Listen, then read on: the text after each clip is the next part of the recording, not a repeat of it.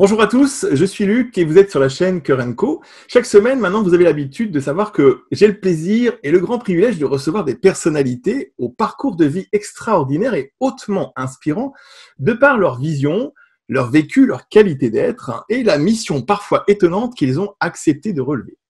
Cette semaine, on prend la direction du Jardin d'Éden à la rencontre d'un cultivateur du bonheur, d'un conférencier adepte du bon grain comme de l'ivraie. Entrepreneur paysager, la vie se décida elle aussi à lui couper l'herbe sous le pied. Devenu fidèle à sa vie, il s'assit en tailleur pour en cueillir les fruits. Au rythme des saisons, c'est en Vipassana qu'il trouva sa floraison et c'est avec Saint Sens qu'il nous amène à vivre la vie en pleine conscience. Cette semaine, j'ai le plaisir d'accueillir François Lemay. Bienvenue François. Bonjour, merci. Quelle présentation extraordinaire. Merci beaucoup, Luc. Je te remercie. Alors, je parlais récemment avec un de tes amis que je vais garder secret pour l'émission et qui m'a livré quelques questions drôles et puis prioritaires que je te poserai en fin d'émission. C'est vrai? Voilà, moi, en tout cas, je suis ravi de te rencontrer, François. Toi qui portes le même diminutif Coco que celui de mon channel YouTube. Ah ouais? Et de Coco Channel, justement, à Cocorico, il y a toujours de l'audace dans ce petit mot, Coco. Et fidèle à la tradition de cette émission, je me propose de retracer pour toi, en quelques mots, ton parcours de héros.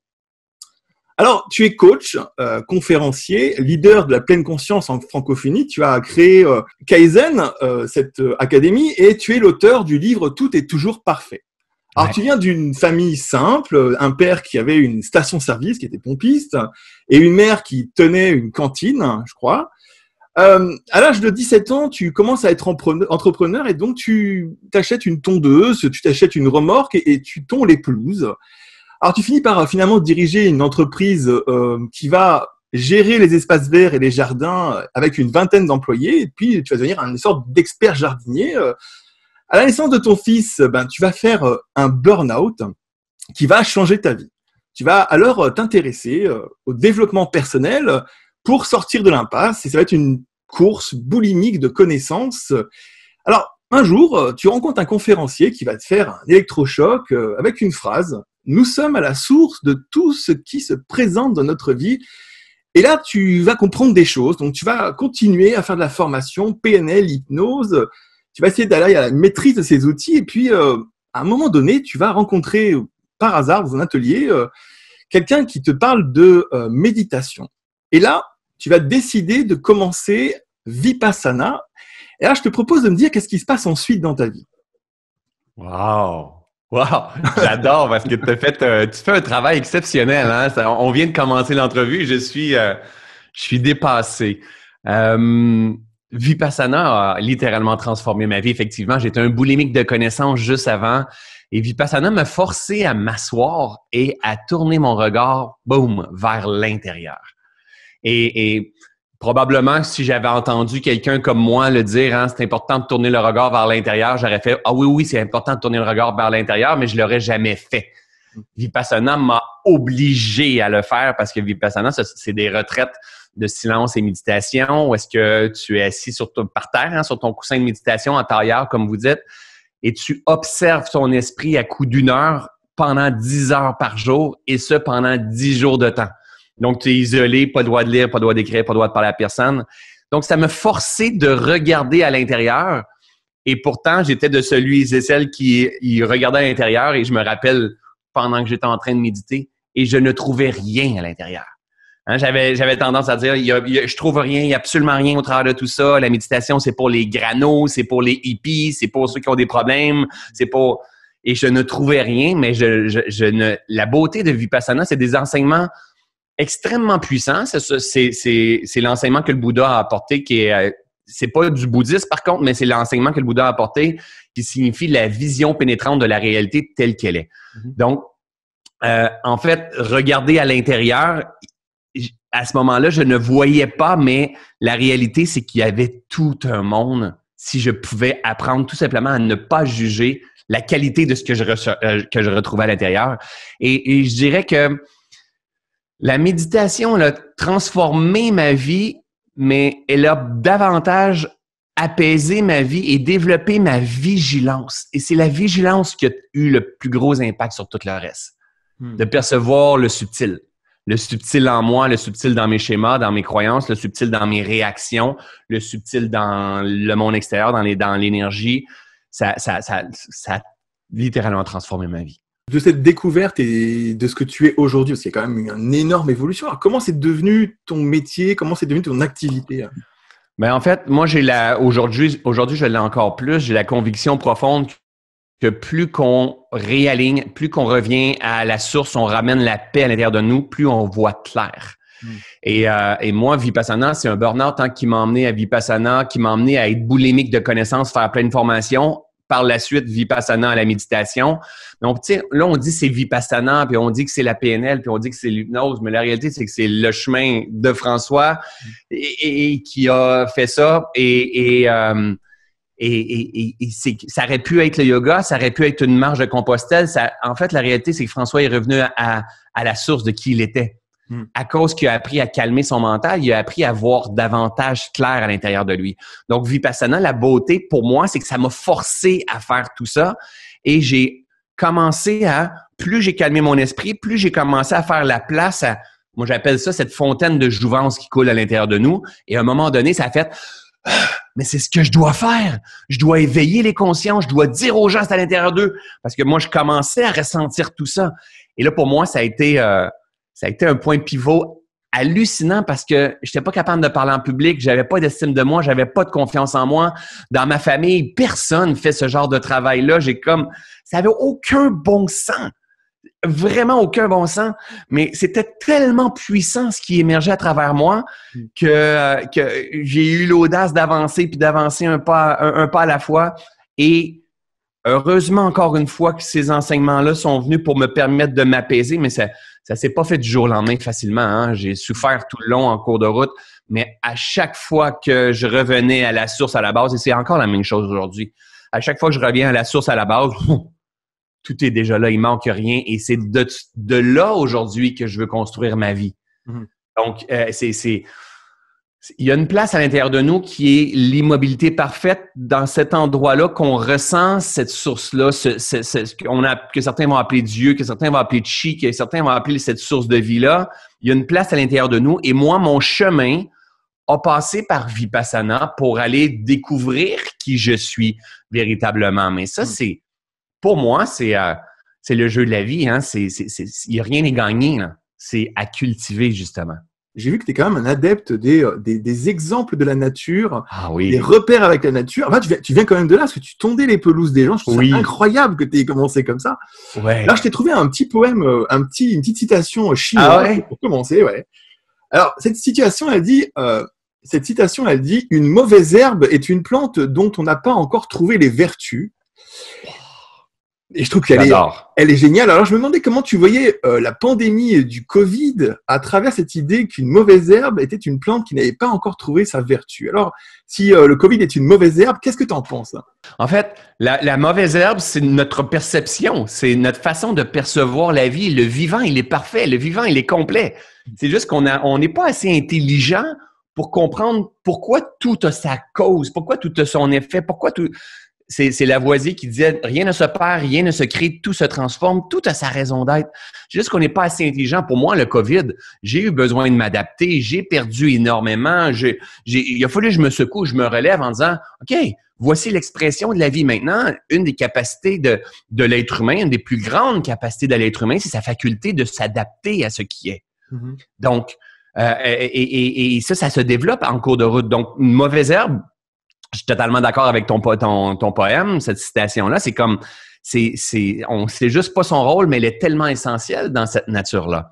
Donc, on peut faire des liens avec les mauvaises herbes dans notre esprit aussi, qu'on doit cultiver, qu'on doit purifier notre jardin. Mais Vipassana, si on fait un lien avec Vipassana, que je l'ai pas dit tout à l'heure, ce que Vipassana m'a emmené, c'est la compréhension. Je pense que c'est ça, puis il y a peu de gens qui m'emmènent sur cette direction-là. J'allais m'asseoir pour méditer, pour calmer mon esprit. On s'entend, au début, c'était très, très difficile. Je me battais dans ma tête et tout. Mais après ça, j'en ai fait plusieurs. Hein. J'ai fait 13 Vipassana, puis Et après ça, ce qui s'y passait, c'est à chaque fois que j'allais dehors dans les pauses, je marchais dans la nature et là, j'ai commencé à faire des ponts entre la nature et ce qui se passe dans mon corps, dans mon esprit, dans l'énergie, dans les subtilités. Wow! Et là, je faisais des ponts.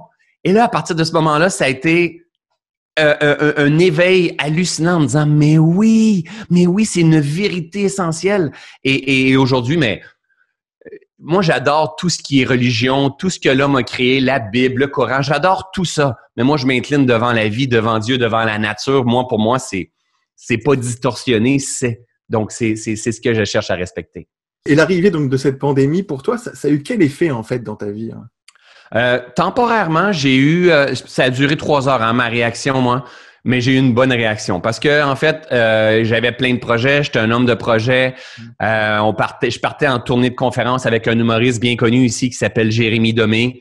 On avait beaucoup, on était sold out, on avait fait des salles sold out, donc on emmenait la conscience avec un show d'humour ensemble. Donc le but, c'est de rendre ça accessible à monsieur et madame tout le monde. C'est une qualité que j'ai à l'intérieur de moi d'être drôle, le fun, d'emmener ces enseignements-là de cette façon-là.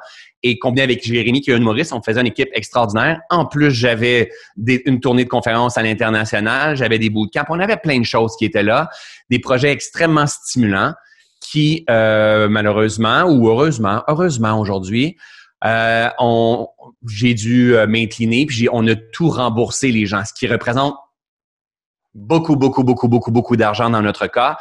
Je me rappelle, j'étais dehors à ce moment-là, j'ai été frustré, révolté, déçu que en fait mes attentes, je puisse pas faire arriver les projets dans lesquels j'avais investi beaucoup d'argent et de voir tout ce qui était en train de se passer sur le web ici au Québec, tout le monde achetait des papiers de toilette, des rouleaux de papier de toilette, c'était la folie. Je comprenais pas le monde. Puis à un moment donné, je suis dehors puis je me dis, c'est quoi mon grand, c'est toi qui dis que tout est toujours parfait. Là, on n'arrive juste pas à comprendre pourquoi.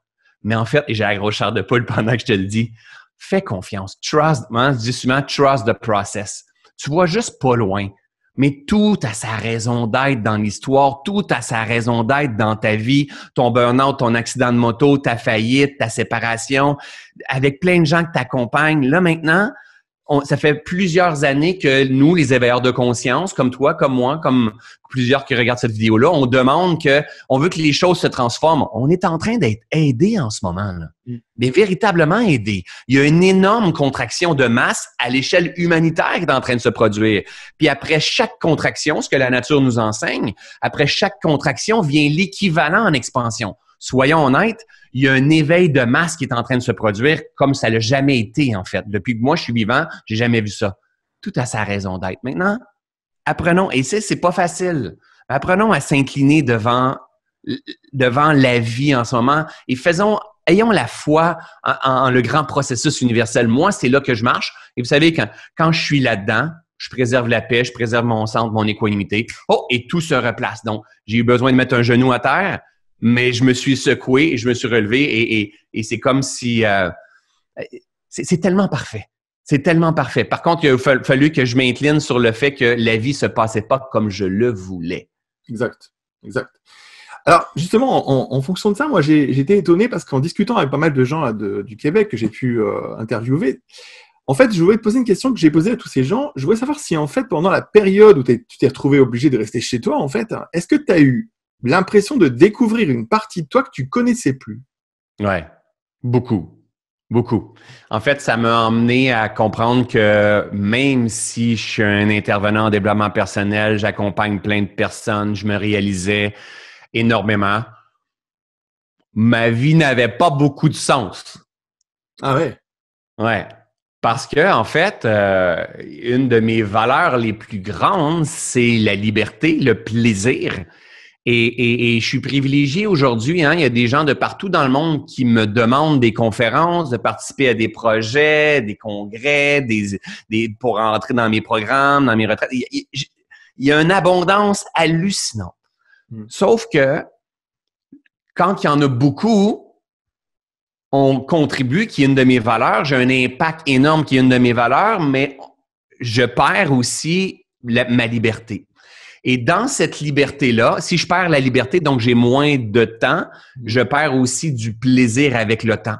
Et là, OK, je m'en vais donner une conférence, mais juste avant la conférence, c'est difficile parce que là, ça demande des ressources d'être toujours en train de donner. Et c'est correct, je suis pas en train de me plaindre, mais je suis en train d'expliquer qu'est-ce que j'ai découvert sur moi. Et dans l'espace de COVID, c'est exactement ça, je suis venu découvrir la valeur de l'espace. Parce que quand que le COVID est arrivé, on était confinés à la maison. Moi, j'ai le feeling que j'avais à ce moment-là, au début du COVID, je n'ai pas pris de place sur le web. Moi, j'ai décidé de prendre un recul parce que les premiers lives que j'ai faits, j'ai terminé un live après 50 minutes, j'avais 5000 commentaires sous ce live-là. Et là, je me suis dit, mais là, si je continue comme ça va être la folie, j'y arriverai pas. J'ai pris un recul et j'ai commencé à purifier tous les documents en retard, à restructurer mon équipe, à vider mes tiroirs, mes garde-robes, mon garage, à nettoyer, à profiter de ce moment-là que j'avais l'impression que la vie nous demandait nettoyage, en fait, de nettoyer. Et j'ai commencé à faire beaucoup de motos et je me suis rendu compte qu'en fait, la valeur de l'espace est une valeur extrêmement importante pour moi. Plus même que la liberté. Et là, je suis venu comprendre, c'est pas moi qui ai inventé ça, mais je l'ai déjà entendu à quelque part, qui disait que une musique, s'il n'y a pas d'espace entre les notes, ça devient cacophonique. Mais moi, ma vie, elle ressemblait un peu à ça. J'aimais tous les notes étaient exceptionnelles, mes programmes en ligne, mes formations, contribuer à un projet, écrire un livre, une demande partie, mes notes étaient exceptionnelles, mais sans l'espace, ça devenait commencer difficile. Avec l'espace, là, je suis en amour avec la vie encore plus. Et c'est ce que la nature m'a enseigné. J'ai cultivé beaucoup mes plates-bandes cette année. Et là, mais j'ai dit, mais oui, mais c'est tellement ça. Notre job à nous, c'est de créer l'espace et laisser la vie venir la remplir.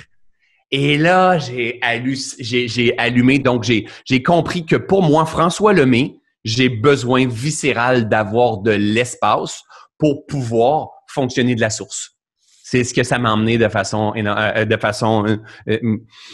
c'est un autre éveil. Hein? Moi, je suis pas de ceux et celles qui disent qu'il existe un éveil. Il y a plusieurs éveils et moi, le COVID m'a emmené un autre éveil. Avant l'émission, je te disais que dans l'émission, on parlait beaucoup d'état d'être et on parlait beaucoup de ça plutôt que de la conscience. C'était un peu le thème de la chaîne. Et je te disais que moi, j'avais vraiment l'impression que ton état d'être, c'était la valeur. Alors, si je regarde bien, statistiquement, depuis 10 minutes, le mot valeur a eu 50 items et liberté un seul. Ah, tu vois. Alors, peut-être que tu donnes de la valeur à la liberté. Ça, c'est possible. Peut-être, oui. Tu as raison. Je pense que tu as raison. C'est exactement ça. Alors, en fait, c'est ce que je te disais. J'avais l'impression qu'en fait, ton état d'être personnel, c'était la valeur. Alors, ce qui est étonnant, c'est que, tu vois, par exemple, en France, celui qui représente le mieux cette valeur, c'est Karl Lagerfeld. Et il s'appuyait toujours en noir et blanc. Et je te demandais si le noir et blanc, c'était des couleurs ou des non-couleurs, hein, d'ailleurs, qui te plaisaient ou pas. Et tu me disais quoi? Je disais oui, en fait. J'ai toujours soit un chandail blanc ou un chandail noir en dessous. Tout le temps.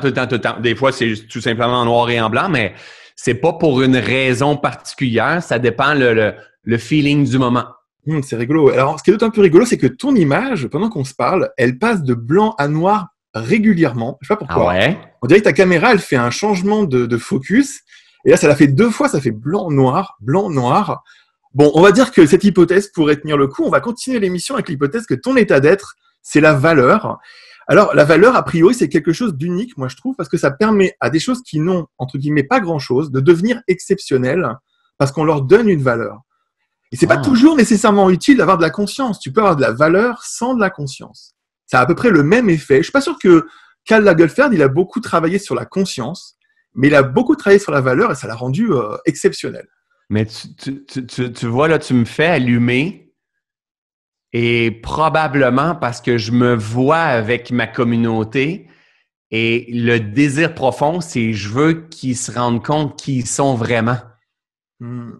Leur valeur profonde, ça a du sens, ça. Alors, dans cette émission, je te disais, on a un petit rite rigolo qui vient de Thierry Ardisson, qui est un autre chroniqueur un peu sulfureux que tu connaissais. Eh bien, en fait, toi qui as gravi le Kilimandjaro et qui reste au fond un jardinier polé-polé face au labyrinthe de notre cerveau, on en parlera tout à l'heure de polé-polé, je te propose une petite interview Upside Down. Alors, tu vois, Upside Down, c'est une interview un peu atypique, ludique, où je vais te poser des questions simples et curieuses pour voir ce que ta personnalité a de malicieuse. Alors, ma première question, c'est, à ton avis, quelle est ta plus belle erreur? Probablement... Aïe, aïe, aïe, aïe, aïe, j'en ai tellement. Probablement de vouloir aller plus vite que la vie, de forcer les choses, que dans n'importe quoi, en fait, parce que j'avais comme probablement de chercher le succès dans le côté matériel, mais tout se résume à forcer les choses, aller plus vite, ne pas respecter le rythme, en fait, là. Parce que ça peut être la même chose dans la boulimie de connaissances, mais la réalité, c'est que encore une fois, je cherchais à aller plus vite. Je forçais les choses. Donc, c'est probablement une des plus grandes erreurs que j'ai faites parce qu'il se retrouve dans tout. Dans tout, les grandes prises de conscience ou les grandes contractions dans ma vie. Je voulais aller à une vitesse autre que la vie. Je voulais forcer la vie, en fait. Et en même temps, c'est une belle erreur parce que tu y trouves quand même du positif. Ah, mais oui! Ah, ok. Ok. Oh, mais oui. Non, mais moi, ça va être vraiment difficile. C'est impossible de ne pas trouver de positif à quelque chose. C'est impossible parce que si je le vois pas, il y a quelque chose qui m'apporte, c'est clair. Grâce à ça, je suis en train de te parler aujourd'hui. Grâce au fait que j'ai été un boulimique de connaissances, je voulais aller très vite, mais j'ai fait un burn-out, puis tout ça m'a emmené à la méditation. Grâce à, je voulais faire de l'argent très rapidement, mais je me suis perdu, je me suis oublié, et grâce à ça, j'ai appris à me retrouver. Il y a toujours un gain derrière tout ça. Après chaque contraction vient l'équivalent en expansion. Donc, oui, des erreurs, il y en a plein, mais pour moi, des erreurs, c'est pas un jugement erreur, c'est comme une route qui m'a emmené dans une autre direction, mais c'est pas mauvais une erreur, pas du tout, là. Ah, intéressant. Et alors, c'est quoi le défaut qui t'a sauvé la vie? Aïe, aïe, aïe. Probablement la paresse. Ah, c'est top ça. Ouais. Probablement la paresse. Parce que quand je pouvais tomber dans une dualité ou un trop-plein ou je pourrais devenir procrastiner ou devenir paresseux et indirectement, la vie d'une certaine façon pouvait me régénérer de cette façon-là. Donc, c'est quelque chose qui peut m'avoir aidé, ouais. Alors, imagine que tu puisses te cloner. On peut cloner François Lemay, on peut en faire un double. À ton avis, qu'est-ce que ferait l'autre François comme activité? Ah, il découvrirait la planète. Ça serait un voyageur à temps plein. Il découvrirait la planète. Probablement, ça serait un photographe de la beauté de la nature. Magnifique, hein? Magnifique. Ouais. Alors, si tu pouvais ne plus jamais avoir peur de rien, quelle serait la peur que tu conserverais pour vivre?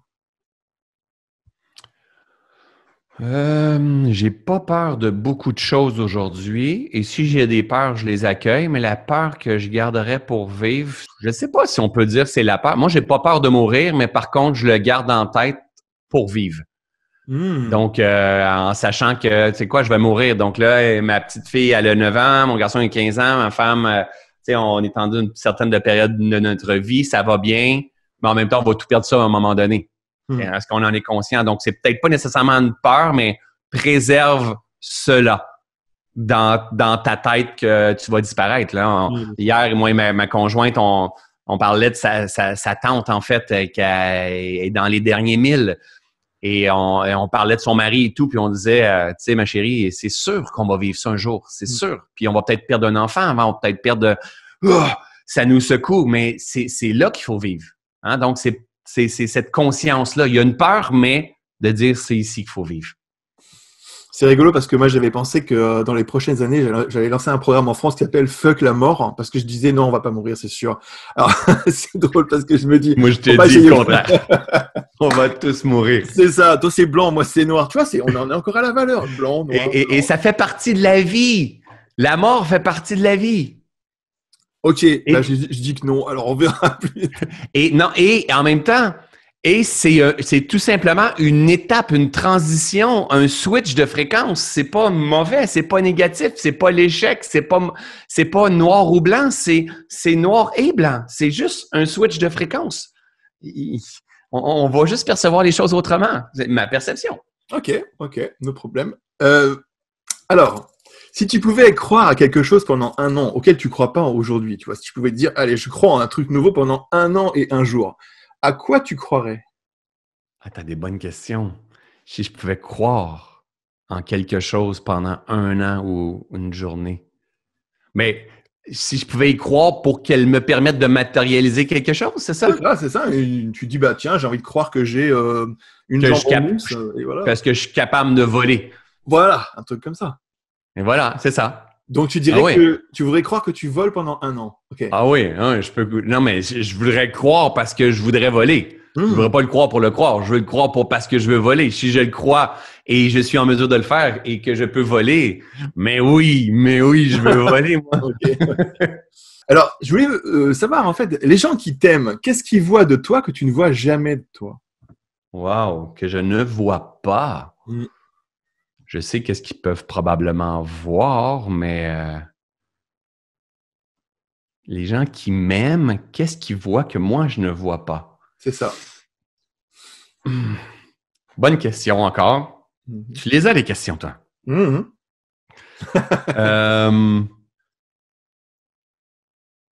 Probablement que je les, même malgré mon énergie, je les apaise profondément. Et ça, tu le vois pas. Là, maintenant, je le vois. Ah, ok, ok, Tu ok. comprends? Mais c'est quelque chose que je ne réfléchissais pas. Donc là, maintenant, je me dis, OK, comment ils peuvent voir? Ah, j'aime beaucoup François, OK. Il me fait du bien profondément. Ah oui, parce que, oui, des fois, tu sais, j'ai une façon particulière d'enseigner. Je suis plein d'amour, plein de bienveillance, plein de compassion, de douceur. Mais de temps en temps, j'ai des claques sur le bord de la gueule dans ma façon et je secoue. Hein, ça fait partie de moi. J'ai décidé que c'était pleinement moi maintenant, ça. Donc, je sais que même pour certaines personnes, je peux les brasser, mais en même temps, profondément, je pense que ça les apaise. Et si je te disais que, en fait, tu les enrichis, Ouais, de la même façon que tu découvrais ton état d'être, ses valeurs, ouais. est-ce que tu les enrichirais? Je crois que oui. Mais je pense que si je les apaise aussi, je les enrichis aussi. Hein? Donc, c'est probablement, il y a quelque chose qui se ressemble juste Ouais. là, Peut-être que chez toi, c'est effectivement. pareil, ouais, c'est possible. Ouais. Mhm. Ouais. Alors, dernière question. Si tu interviewais François Lemay en face de toi aujourd'hui, ce serait quoi la première question que tu lui poserais?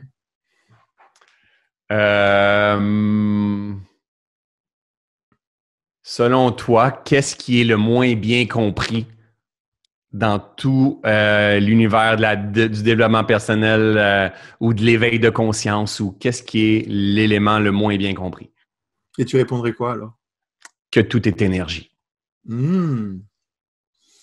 Que, en fait, tous nos actions, nos décisions, notre compréhension doit découler de la base qui est proton, neutron, électron et de quelle façon se comporte l'énergie quand elle passe à travers de mon esprit. C'est quoi l'impact que je peux avoir? En fait, on a tout simplement à cultiver l'énergie. Hmm. Et là, ces grandes lois, ces grandes vérités, mais nous, la majorité d'entre nous, on n'a pas appris à modéliser, à comprendre, à saisir, à ressentir cette énergie-là, mais on a appris que tout est énergie, puis je veux faire un chèque de 100 000 $, puis c'est de l'énergie. De toute façon, c'est de l'énergie, C'est ça. mais on n'est pas cohérent, on n'est pas engagé et on n'est pas capable de s'incliner parce que cette énergie-là aussi, c'est de la co-création que l'on fait. Bref, je ferais partir très, très longtemps, mais je me rends compte que c'est ce qui est pas bien compris parce que le jour que la personne le comprend viscéralement, mais c'est clair que ses pensées, son discours intérieur, ses actions sont cohérents. Mais ils sont pas cohérents tout simplement parce que je n'ai pas une compréhension profonde et viscérale de la qualité d'énergie, de ce dans le monde dans lequel on joue et de ce à quoi nous sommes constitués. Donc, c'est la base, c'est le plus bas que moi, je suis allé expérimenter. Et là, après ça, quand tu te rends compte tout ce que tu es, tout ce que nous sommes, on appelle ça l'état de Bunga, tu fais « Oh my God! » Je me conte des histoires là avec ce corps physique-là, avec ce micro-là, avec ce conférencier, ce livre. Je me conte tellement d'histoires. Et c'est une désillusion de notre mental. Donc, je pourrais partir tellement longtemps là-dessus. Et je me rends compte que c'est ce qui est moins bien compris, qui est moins bien intégré. Dans les choses mal comprises, alors je te propose une question en rapport avec une chose mal comprise, a priori que tu connais bien, toi. Alors toi, tu aides les gens à te retrouver, à retrouver qui ils sont vraiment, tu vois. Et finalement, je trouve que tu poses en trame de fond toujours une question importante, c'est celle de la responsabilité. Moi qui ai fait 10 ans de psychanalyse, c'est les choses qu'on découvre quand on a bien travaillé en psychanalyse, la responsabilité. Ouais. Tu disais, tu vois, le pouvoir de se réinventer commence par la responsabilité. Ben oui. Mais alors, est-ce que tu crois que la vie, elle a besoin qu'on soit responsable? La vie, elle a besoin qu'on ouvre le canal puis qu'on arrête de se mettre en plein milieu d'elle. Et c'est nous qui est responsable de ça. Donc, c'est-à-dire que la vie, elle est complète. La vie, elle est parfaite. La vie, elle est amour. La vie, elle répond à nos besoins à chaque instant. On n'a rien à faire sur la vie. On n'a rien à faire sur la conscience de l'univers. Les grandes lois sont là. Ils sont intelligentes, sont inhumables. On peut pas les transformer. Nous, ce qu'on peut faire, c'est venir jouer sur notre esprit, nos conditionnements, nos schémas, notre réveil, ouvrir ce canal-là et laisser la vie passer, nous nettoyer et la pousser dans la direction que l'on veut. Donc, en fait, si je ne prends pas la responsabilité de qui je suis, donc de ma reconnexion, de ma purification et de mon inclinaison par rapport à la vie, parce que honnêtement, j'en ai vécu des résistances et je vais en vivre encore. Et à chaque fois que je vis une résistance, c'est que la vie elle est en train de me nettoyer et de me permettre de devenir cette nouvelle version de moi-même-là. Moi, ma responsabilité, c'est de danser avec la vie et ma responsabilité, c'est de ne pas résister à la vie. Parce que le jour que je résiste à la vie, j'active d'autres grandes vérités, ce à quoi tu résistes persiste, j'active d'autres grandes vérités, je me mets à créer ce que je ne veux pas d'un côté, et de l'autre côté, j'amplifie mes souffrances et mes résistances. Et c'est pour ça qu'on doit avoir une responsabilité. Responsabilité de ton éveil de conscience, responsabilité de tes croyances, de tes schémas. C'est pas la faute de ton père, c'est pas la faute de ta mère, c'est pas la faute de personne d'autre. Il y a eu des déclencheurs et c'est OK. Maintenant, à partir de maintenant, si tu respires, si tu entends ce message-là, c'est pas ton psychanalyste, c'est pas François Lemay, c'est pas un coach, c'est pas un livre qui va te transformer, c'est toi en prenant ta responsabilité. Et la responsabilité, c'est que mes choix soient en harmonie avec ma compréhension de la vie, de cette énergie-là, puis vers quoi j'ai envie d'avancer. C'est tellement un élément important. La responsabilité, pour moi, c'est le pilier numéro 1 en enseignement de pleine conscience. Le pilier numéro 2, c'est l'observation. Une fois que tu as pris ta responsabilité, tu dois apprendre à t'observer. Et tu vois, c'est intéressant que tu parles de responsabilité et puis ensuite tu parles de l'observation. Mais en fait, quelque part, ton prérequis de départ, c'est burn-out. Parce que quand même, tout ça… Pour moi. Et ouais, alors je peux dire pour moi aussi. Okay. Et pour pas mal de gens qu'on connaît dans le développement personnel. Mais est-ce que tu ne crois pas que finalement, au départ, on a cru que la vie, c'était un dû, en fait? Ah, mais beaucoup pour plusieurs personnes. Mais oui, tu as tellement raison. Tu as tellement raison. On pense que c'est parce qu'on se pose pas de questions. Je donnais un live dernièrement à ma communauté, puis je leur demandais leur âge, puis il y avait peu de gens en bas de 35 ans. Là. Mais oui, mais c'est normal. En bas de 35 ans, on a peu souffert. On se croit invincible. Et quand on a commencé à souffrir, à 35, 40, 45 ans, 50 ans, il y a eu des souffrances, des séparations, des faillites, des problèmes de santé. Wow, on commence à se poser des questions, on commence à regarder à l'intérieur de nous. Et effectivement, on prend ça pour acquis. Donc, en fait, c'est moi présentement, et c'est dans cette direction-là, je m'en vais dans mes prochains enseignements. C'est pas le bonheur. J'aime pas beaucoup dire le bonheur parce que le bonheur pour moi c'est une façon de percevoir tout simplement, mais c'est apprendre à cultiver la vie, cultiver au quotidien, la cultiver. C'est ça qu'on doit apprendre à faire. Cultiver, ça veut dire qu'il n'y a rien d'acquis. Mes finances ne sont pas acquises. Je reste dans une super belle maison. Je peux tout perdre, en fait. Une belle communauté. Notre job, c'est de cultiver la terre, la vie, afin qu'elle fleurisse tout le temps. Elle nous réponde à nos besoins. Donc, c'est une autre grande prise de conscience. Tout est déjà là. Il manque absolument rien. Il faut apprendre à s'harmoniser, se syntoniser avec cette vie-là. Et les résistances, elles sont essentielles. C'est notre jugement de la résistance qui est le problème. Parce que quand on juge la résistance, ben à partir de ce moment-là, on est contre la vie. Mais la vie, le petit Jésus qui a créé la vie, là, ou appelez-le comme vous voulez, lui, il n'a pas dit, ben je vais créer les résistances, puis ça, c'est pas correct, les résistances, puis je vais créer la fleur, ça, c'est correct. Il n'y a pas de jugement, c'est. Tout ça se tient ensemble, le yin et le yang. Hmm. Et je fais le vœu de ma vie et je travaille dans cette direction-là pour que ce genre d'enseignement-là se retrouve dans les écoles. C'est un must d'apprendre ça à la base, comment nous fonctionnons. Mais on est dans cette période d'éveil-là, ça s'en vient. Je me posais une question parce que tu parles beaucoup de la vie, mais j'ai vu que tu parlais très peu de la chance. Alors, j'aimerais savoir comment tu intègres la chance dans la vie. Est-ce que c'est un paramètre pour toi? En fait, je ne sais pas, je pense que c'est Einstein qui dit ça. Et on va dire le hasard plutôt que la chance, mais Einstein dit quelque chose comme « Le hasard est le chemin qu'emprunte Dieu pour passer incognito ». Tu comprends? Il n'y a pas d'hasard qu'on soit ensemble aujourd'hui. Parce que tu as été persévérant à demander une entrevue. Et moi, je suis là avec toi et je t'écoute, je fais « Wow, mais quel intervieweur! » Oh, merci. Non, mais c'est vrai, sérieusement, tu fais un super beau travail. Donc, en fait, il n'y a pas d'hasard. Il n'y a que des rendez-vous. Ça devait se passer et tout.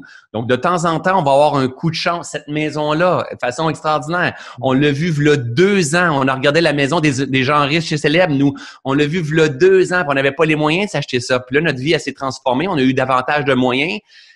La personne ici a dû vendre, a littéralement baissé le prix de la maison de beaucoup, beaucoup, beaucoup d'argent.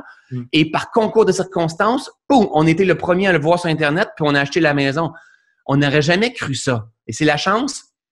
Oui et non. Hein? C'est une question d'énergie. Et je l'ai dit tout à l'heure, c'est de la co-création. On n'est pas seulement des créateurs, on est des co-créateurs avec quelque chose de plus grand. Donc, moi, la chance, je cultive ma chance, je suis profondément chanceux. En fait, je suis profondément aidé, guidé, supporté, tout simplement. Ouais, je comprends. Alors, tu vois, je parlais récemment avec Nicole Bordelot, je te demandais hors émission si tu la connaissais, et donc elle a sorti un livre qui s'appelle Tout passe, et justement, ça me faisait repenser à un mot que tu adores diviser en 4. À chaque fois, dans chaque interview, il y a un mot que tu divises en 4, et tu dis temporairement. Ouais. Et tu vois, j'allais te demander, elle dit tout passe, et toi tu dis temporairement. Et ça veut dire quoi temporairement pour toi? Moi, je dis tout change en fait. Hein? Je parle beaucoup de changements, tout change. Et la vie, elle est temporaire. Ma vie de 80 ans, 90 ans, elle est temporaire. L'eau dans ma bouteille, elle est temporaire. Ici, présentement, il fait moins 25 au Québec au moment de tourner cette... C'est temporaire. Et à un moment donné, il va faire tellement chaud, je serai même pas capable de rester ici dans mon bureau parce qu'il va y avoir trop de soleil. Je vais transpirer de façon temporairement. C'est ce que le Bouddha est venu nous partager, la loi de l'impermanence. Rien n'est fixe à moins de résister à ce qui est. Le moment que tu résistes à ce qui est, encore une fois, tu résistes à des protons, des neutrons, des électrons. Ce à quoi tu résistes persiste et tu actives la résistance et la multiplication. Donc, tout est temporaire. Tout est mouvement, tout est... Par contre, notre job, c'est de cultiver notre esprit, prendre notre responsabilité et laisser passer la vie à travers nous. C'est ça. Et ça va nous nettoyer temporairement aussi. C'est la plus grande... Moi, ça a été une fois de plus un des plus grands éveils que j'ai fait, la compréhension du changement. Tout change, j'ai rien. J'avais beau faire, j'ai mis tellement d'argent en développement personnel quand j'étais un boulimique et pourtant j'avais des certificats. Aujourd'hui, j'en ai plus un certificat. Ils sont tous déchiquetés, je veux rien savoir des certificats. Et j'en avais plein.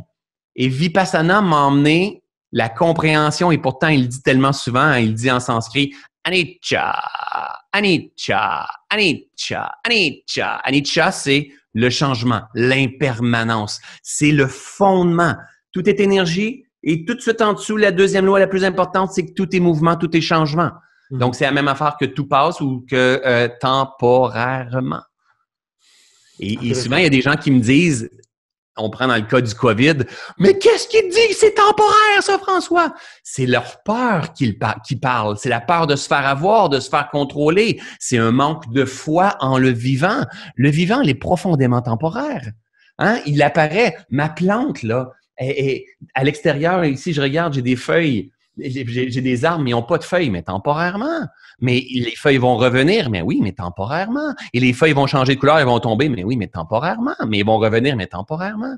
L'expression de la vie, c'est les expansions, les contractions, les cycles. La vie, elle est. Tant qu'il y a du vivant, il y a de l'espoir. Mais par contre, elle va vivre ses cycles de façon temporaire. Elle est en mouvement.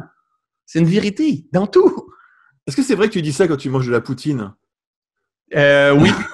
Voici ce que je fais comme expérience présentement. Cela aussi changera. Je me permets de. Mais là, présentement, je suis dans un défi. Ça fait 45 jours que je n'ai pas mangé de poutine. Oh, oh. Respect. Je ne connais pas, mais il paraît que c'est un peu. Ouais, Luc, il faudrait que tu viennes au Québec un jour et venir manger de la poutine. C'est addictif. Oui, surtout qu'il paraît que tu as une super recette, toi. Ouais. Vraiment. Du coup, je vais te poser une question qu'on me pose rarement, mais je trouve qu'elle est importante parce que quelque part, derrière le François Lemay qui nous parle de choses belles, qui nous parle de rythme intérieur, etc., il y a quand même un homme d'affaires, il y a un homme de défi, il y a un homme de performance chez toi. Alors, comment tu le vois aujourd'hui maintenant? Comment tu le vois? Je sais que tu as quand même laissé beaucoup de choses de côté, mais quand même, tu as envie d'exceller, on voit, tu n'as pas envie de rester moyen. Tu as envie d'être quand même à un certain niveau d'être. Alors, t'en penses quoi aujourd'hui? Tout à fait. En fait, aujourd'hui, j'ai compris que, comment je vais dire ça? Je vais le dire du mieux qui peut me venir présentement. Un jour, j'ai compris qu'une de mes raisons d'être était d'emmener le développement personnel, spirituel, de façon accessible à monsieur et madame tout le monde. Si demain matin, je meurs, je peux te dire que avant de partir, je vais faire « Wow, job done ». Parce que j'ai profondément une conviction que j'ai eu un impact énorme. Avant, c'était plutôt soit des personnes beaucoup plus âgées, en sagesse, ou quelqu'un qui est très calme et qui parle toujours comme ça. C'est des modèles qui sont importants aussi. Mais moi, j'ai emmené mon modèle à moi de fun dans ma façon d'enseigner, d'impactant, de transparent, d'authentique, mais aussi l'entrepreneur qui fait arriver les choses qui... C'est pas les réseaux de télévision qui vont le mettre de l'avant. C'est mes qualités d'entrepreneur qui ont fait que je me suis débattu. Puis, OK, on va rejoindre les gens de cette façon-là. On va rejoindre les gens de cette façon-là. Donc, j'ai développé un modèle de prospérité pour me permettre de faire avancer la conscience que moi, j'appelle un entrepreneur en conscience. Et je crois profondément que le monde qu'on est en train de construire a besoin de beaucoup d'entrepreneurs comme moi. Et aujourd'hui, j'ai fait la paix avec ça, mais j'ai eu de la difficulté parce que quand j'ai entré dans le développement personnel et argent, ça va pas ensemble. Tu ne peux pas faire de développement personnel et faire de l'argent, c'est pas correct. Donc ça, c'est une croyance limitante, encore une fois, qui était véhiculée. Donc maintenant, c'est la meilleure façon d'avoir un impact sur le monde, sur le vivant, c'est de multiplier cette abondance-là et de la faire circuler. C'est comme si tu disais je sais pas, un pommier, il faut pas que tu donnes trop de pommes parce que ça, c'est comme, tu vas te faire juger si tu donnes trop de pommes. Non, tu sais quoi? Moi, le bon Dieu me demandait d'être pleinement l'expression du vivant. Et si je l'honore, je vais avoir plein de pommes. Mais tu sais quoi je vais faire avec ces pommes-là? Je vais en donner aux gens, puis en plus, je vais dire, « Hey, vous êtes un pommier extraordinaire! » Tu vois ce qui se passe en moi, là? Ouais. Moi, c'est ce que j'expérimente et j'ai envie de dire aux gens, c'est à l'intérieur de vous. Cependant, c'est pas tout le monde qui va avoir le même niveau d'argent, d'abondance, de résultats. Parce qu'en fait, souvent, je vais prendre l'analogie avec le corps. C'est, oui, on peut tous connaître l'expérience de l'abondance. Ça, c'est certain. Hein, l'abondance, c'est avoir amplement ce que l'on a besoin. Donc, dans tous les niveaux, tout le monde peut faire l'expérience de l'abondance. Cependant, mon cœur, il pompe énormément de sang. Ici, quand il pompe, là, il est toujours en train de pomper du sang. Quand je plie mon doigt en ce moment, il pompe du sang. Mais par contre, mon doigt, est-ce qu'il est moins en abondance que mon cœur? Mais pas du tout. Ils sont autant les deux dans l'abondance. Mais lui, il a moins de sang, donc moins d'argent, exemple.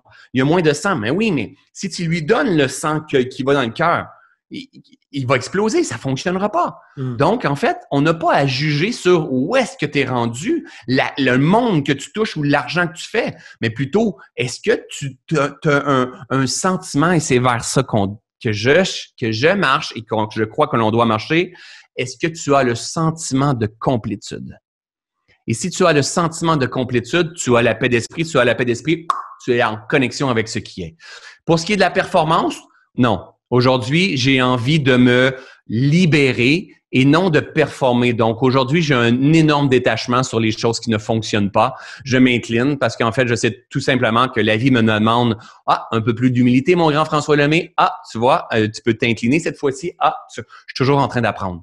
Donc, de performer à outrance, d'être déçu, la culpabilité, non. La culpabilité, c'est quelque chose que je ne fais plus comme expérience.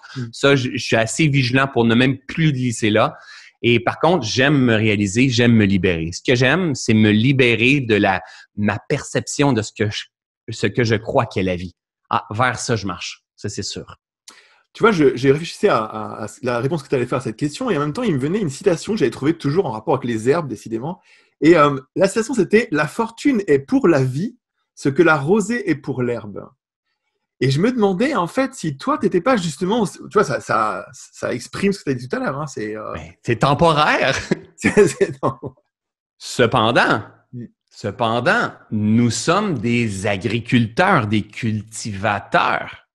C'est-à-dire que ce que j'expérimente comme fortune présentement, si on peut appeler ça une fortune ou comme expérience présentement, c'est génial. Mais cela aussi changera. Je vis sur le passé. Alors, si je veux une vie pleine de sens, de conscience dans les semaines à venir, je dois continuer de semer. Notre job, c'est d'être un semeur. Au quotidien, sème, ce que l'on fait ensemble, ce que tu fais, Luc, pour ta communauté, ce que je fais ici, quand je fais des lives avec ma communauté, le gratuit, tout ce que je donne mon livre gratuit, tout ce que je donne, je suis en train de semer. Et de semer, pas pour vendre, pour les entrer dans quelque chose, aussi parce que je suis un super entrepreneur. Je veux éveiller la conscience, je veux être au service de quelque chose de plus grand, mais je suis constamment en train de semer. À chaque jour, j'avance, je sème. De quelle façon je peux aider quelqu'un quand je me couche le soir? Est-ce que j'ai le sentiment d'avoir contribué? Oh, mais tellement! Tellement. Tu n'achètes pas mes programmes puis tu consommes tout ce que je donne gratuit. Ça me dérange pas. Le retour, il est juste dans cet univers-là. Il est juste, il est parfait.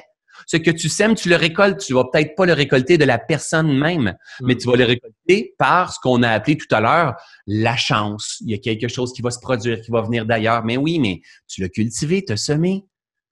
Donc, tout est temporaire. Ce qui est là est temporaire, mais en même temps, c'est peut-être temporaire pour quelque chose de mieux. Peut-être quelque chose de pire, tout dépendamment de ma façon de cultiver ma vie. C'est important de comprendre ça. Ma façon de cultiver ma vie puis vers quoi je veux marcher et ma façon de purifier mes mémoires. Parce que la vie que l'on vit, c'est aussi rempli de nos mémoires, nos karmas, de ce qu'on est. On est ici pour se purifier dans l'expérience du vivant. Tu vois, moi, ce que j'aime bien, en fait, dans ton propos, même si, en fait, il est en tâche de fond derrière, c'est que quelque part, avec ton filtre à toi, il y a l'état d'être de la valeur. Et donc, en fait, si on regarde bien, tu nous dis quand même quelque chose comme « donne-toi de la valeur ». Donne-toi de la valeur. C'est pas tout le monde qui dit ça. Hein. Il y a des gens qui diront « donne-toi de l'amour », d'autres qui diront « donne-toi de la compassion ». Toi, tu le dis aussi. Mais on a l'impression qu'avec toi, si on regarde bien, il y a quand même quelque chose qui est l'état d'être valeur qui dit on peut être, mais tu pourrais être plus. Tu pourrais avoir du goût pendant le voyage. Ça pourrait être bon, ton voyage. Oui, c'est ça. Qu'est-ce que tu en penses de ça, de donner du goût au voyage? C'est tellement ça. Mais tu as le choix. Tu as le choix. Alors, en fait, quand j'ai déjà été comme ça peut être bon, pas ça peut être bon, mais la réalité, c'est que je suis en train de décider que toi, tu devrais vouloir la vie de façon bonne. Non. C'est comme si je te dis, ça peut être bon et savoureux le voyage, si tu veux. Mais si c'est pas ce que tu veux, parce que toi, tu aimes les résistances, tu aimes des relations conflictuelles, tu aimes les défis, tu aimes être obligé de te mettre dans la merde pour ressortir de là. Ça pourrait être ton style de vie, c'est correct. Mais tu as le droit de l'avoir plus simple, plus léger, plus amour, plus bienveillance, plus douceur, plus émerveillement, si c'est ce qui t'allume, comme moi, c'est ce qui m'allume. Tu as le droit. Par contre, il faut que tu comprennes que c'est ce que tu dois cultiver. Et c'est souvent là que je reviens et tu mets beaucoup de sens pour moi sur valeur aujourd'hui. Je suis toujours en train de dire à ma communauté, tu mérites ce qu'il y a de meilleur dans la vie. C'est ça. Point final. Tu mérites ce qu'il y a de meilleur dans la vie. Tu es la plus belle merveille au monde. Maintenant, tu dois apprendre à cultiver et à te désidentifier, à te nettoyer. C'est grand l'art de vivre, c'est grand la pleine conscience, c'est grand le développement. On l'appelle ça le nom que l'on veut, c'est un processus continu, mais c'est le plus beau jeu qui soit. C'est énorme! Moi, je suis passionné du vivant. C'est comme, je trouve ça tellement beau. Puis là, en plus, Luc, c'est génial tout ce qu'on échange, puis on a des belles connaissances, toi et moi, on a vécu de l'expérience, toi et moi. Mais entre toi et moi, on connaît peu de la vie. C'est vrai. Aïe, aïe, aïe, c'est beaucoup plus grand que tout ce qu'on peut croire, tout le monde, toi et moi ensemble. Il y a des possibilités beaucoup plus grandes, mais on est en train de muter vers une nouvelle race d'êtres humains de plus en plus en avançant et qui s'est fait sur des millions d'années, mais nous, on est dans des jours et des semaines et des mois. Je trouve ça tellement beau. Mais en même temps, tu vois, il y a une chose que je trouve quand même étonnante avec toi, que j'ai appris par l'intermédiaire de ce que j'ai pu entendre et lire à ton sujet, c'est que en fait, tu nous dis quelque chose que je trouve intéressant. Tu dis, tu dois connaître ta machine. Ouais. Et ça, c'est quelque chose qu'on n'entend pas souvent, si tu veux. On entend les gens qui disent, tu devrais faire silence en toi, etc. Tu devrais mieux te connaître. Mais en fait, tu parles d'un truc supplémentaire. Tu dis, tu as quand même une machine. Tu as un truc qui bouge ou qui bouge pas. Tu as un truc qui carbure ou qui carbure pas. Ouais. Tu as des lames qui coupent l'herbe ou qui les coupent pas, en fait. Et voilà. Il y a des gens qui n'aiment pas ça quand je dis ça. Parce que c'est de mettre le mot machine à être humain, puis ils n'aiment pas ça parce que c'est OK. Moi, mon job ici, en venant m'incarner ici dans cette expérience-là, dans cette vie-là, je l'ai très bien compris. Moi, c'est de synthétiser, c'est de vulgariser. Premièrement, c'est de marcher le terrain. Moi, je suis pas un scientifique. Hein? J'ai même pas un appel vers la science. En fait, au contraire, moi, j'ai un appel vers l'expérience terrain du vivant et de marcher, de vivre, de processer à travers moi. Et ma job à moi, c'est de synthétiser, c'est de vulgariser, c'est de rendre ça accessible. C'est ce que j'ai à faire à travers tout ça. Et pour moi, nous sommes une machine, donc notre esprit, nos émotions, notre pensée, notre discours intérieur, nos sensations dans notre corps, les réactions biochimiques dans notre corps, nous sommes une machine qui est parfaitement régulée. C'est un miracle. Moi, aujourd'hui, je dis Dieu à la vie, OK? Parce que je ne suis pas arrivé à comprendre comment tout ça va fonctionner, mais je suis arrivé, heureusement, dans je pense, les 2 dernières années, à m'incliner en disant « j'arriverai jamais ». C'est trop parfaitement orchestré, organisé pour que j'arrive à comprendre comment fonctionnent tous ces miracles qui sont en tout, en fait. Par contre, je suis assez intelligent dans cette vie-ci, en ce moment où est-ce que je te parle, pour cultiver la vie, le vivant, et laisser le bon Dieu co-créer avec moi. Une fois qu'on a compris la vie, une fois qu'on a compris l'univers avec ses lois, que tout est fréquence, vibration et énergie, que tout est cycle, que tout est changement, que tout est cause à effet, que tout est processus de gestation, que tout est résonance, que tout est attraction, répulsion, les grandes vérités, les grandes vérités innommables qui sont en tout, que la science nous prouve aujourd'hui. Il y a une chance qu'on les a. Mais on peut l'expérimenter par nous-mêmes. Une fois qu'on a compris ça, puis qu'on a compris la vie, qu'on sait qu'il y a un souffle qui existe, que tu crois en Dieu ou pas, ça ne changera rien. L'important, c'est que tu honores la vie, que tu respectes le vivant. Tout ce qui te reste à faire, c'est d'apprendre à utiliser ta machine. De comprendre que ta machine, elle pourrait être ton ordinateur, qu'elle est géniale. Tu peux avoir un iMac comme j'ai ici. Boum, tu peux avoir un iMac comme ça. Dire, oh, j'ai la plus belle machine au monde. Ouais, mais tu n'as jamais appris à te connecter à Internet. Tu n'as jamais appris comment observer dans la machine, comment programmer certaines choses. Tu as pris l'ordinateur qu'on t'a donné, tu as dit, moi, c'est comme ça, le bon Dieu m'a oublié. Non, tu as une possibilité de te déprogrammer, te reprogrammer. Pourquoi? Parce que tout change. C'est notre plus grand allié, cette vérité-là.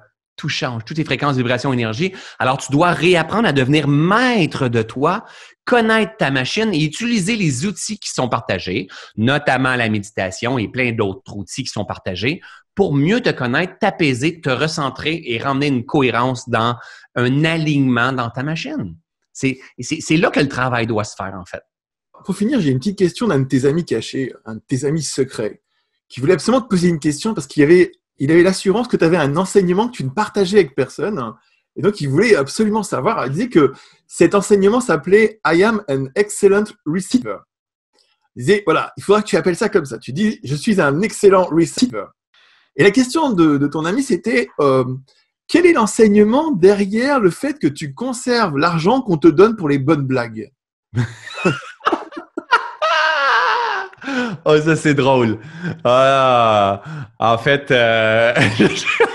Je ne sais pas quoi répondre. Mais quand on dit I'm an excellent receiver, c'est une programmation de la machine. Les gens ont de la difficulté à recevoir. Ils voudraient tellement, mais ils ont de la difficulté à recevoir au travers de tout ça. Moi, aujourd'hui, honnêtement, je ne sais pas c'est lequel de ces amis-là. Je peux pas vraiment mettre le doigt exactement dessus. Ouais. Mais moi, si tu m'invites à aller manger au restaurant, Luc, et tu me dis je vais payer, je t'assure que je te laisse payer. Pourquoi? Parce qu'I'm an excellent receiver. Et ça, c'est de la cohérence. Si tu dis, François, je t'invite, et moi, je dis non, je suis en train d'être incohérent par rapport à ce que je veux dans la vie. Donc, si j'ai un de mes élèves, en fait, qui a des difficultés financières et qui m'invite et qu'il dit, c'est moi qui paye, puis moi, je dis, non, toi, t'as des difficultés financières, moi, je suis riche. Non, je suis en train de juger. Non. Si quelqu'un veut offrir, je lui laisse offrir parce que lui, c'est dans sa guérison et c'est dans son énergie qu'il va semer. Et moi, j'ouvre grand les bras et je reçois. Donc, je ne veux pas stopper la vie, je veux emmener le flow. I'm an excellent receiver, but, ça continue avec quelque chose, ça. I'm an excellent receiver, but I'm a generous giver. Eh ben, tu vois, c'est pour moi. Alors, je vais te dire qui est la personne qui a dit ça. En même temps, tu vas dire, ah bah oui, évidemment, ça pouvait être que lui. Mais tu vois, tu viens de dire un truc qui est très état d'être, valeur. Tu dis, ben non. Si tu as de la valeur, même avec le peu que tu as, tu payes, tu dis, j'ai de la valeur. Et tu vois, c'est pour ça que tu es un bon receveur. Si tu dis, ben non, dès qu'il paye, même s'il n'a pas d'argent, s'il paye, il donne de la valeur à son acte. Pourquoi je le ferais à sa place? Mais j'étais pas comme ça avant, hein? Moi, je viens d'une famille que tu travailles, puis non, garde ça. Puis s'ils donnent un 100 € ou un 120 € ou quoi que ce soit, on leur relance. Non, garde ça, je veux rien savoir. On va le cacher dans sa voiture pour quand il parte, puis on veut pas y donner, puis on est comme ça. Donc, en fait, quand on est comme ça, on stoppe le flot de la vie. On stoppe l'abondance. C'est du grand n'importe quoi. Après ça, on a de la difficulté à mettre nos valeurs ou quoi, notre valeur sur notre qu'est-ce que l'on vaut et tout. Non. Aujourd'hui, non. Non, par contre, je donne beaucoup, mais je reçois beaucoup. OK, donc je dirais à Jasmin que maintenant c'est clair. Jasmin Bergeron? Jasmin Bergeron. Eh oui! On le salue. À chaque fois que je lui donne de l'argent pour une bonne blague, il garde. C'est trop vrai! Jasmin, il est venu sur une de mes scènes un jour et je pense que j'ai demandé un 50 € ou un 100 €, puis il a été le premier à le sortir. Et j'ai demandé pour faire une expérience sur la scène. Et j'ai pris le 50 €, puis après ça, j'ai fait un exercice, puis j'ai dit qui le veut. Quelqu'un a levé la main, et je suis allé le donner, mais je ne l'ai jamais redonné à Jasmin. Donc voilà. Tu vois, tout à l'heure, je te disais, j'ai l'impression que quand ton fils est né, en fait, il est venu mettre en fait la pièce du puzzle manquante dans ta machine à toi.